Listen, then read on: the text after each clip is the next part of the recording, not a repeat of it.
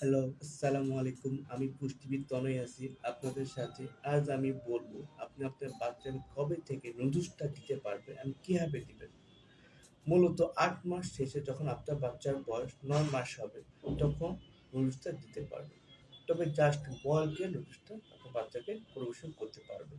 তবে বাচ্চাকে instant noodles এসবও দিবেন না। কারণ ইনস্ট্যান্ট নুডলসে যে মশলাগুলি থাকে, টেস্টিং সল্ট থাকে এবং বিভিন্ন রকম প্রিজারভেটিভ যেমন থাকে, সেগুলো কিন্তু বাচ্চার পেটে সমস্যা হতে পারে। তার বদলে আপনারা নরমাল যে নুডলস অথবা আপনার পেটে পাওয়া যায় সেগুলো দিতে পারেন, অথবা আপনি যদি হাতে বানানো নুডলস আপনার বাচ্চাকে দিতে পারেন, এটা খুব বেটার হবে ইনস্ট্যান্ট নুডলস থেকে। জাস্ট অবশ্যই কিছু করে অবশ্যই জাস্ট বয়েল করে দিতে হবে।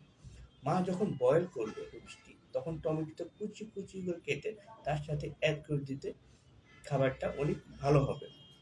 সাথে যদি আবার চিকেন দেওয়া যায়, তাহলে এই খাবারটা আরো হেলদি হবে বাচ্চার জন্য, আপনার সে আপনার অবশ্যই আপনার বাচ্চার জন্য। তবে মনে রাখবেন নুডলস একটা কমার্শিয়াল ফুডস, তাই উচিত আপনার বাচ্চাকে একটু কম অ্যাড করা। যদি পারেন হাতে বানানো নুডলস তাকে দিবেন। আর বাচ্চা অ্যাপিটাইট টেস্ট করার জন্য দিনে একবার আপনি আপনার বাচ্চাকে নুডলসটা দিতে পারবেন। আপনার বাচ্চা ভালো থাকুক, সুস্থ থাকুক। আজ এই পর্যন্তই।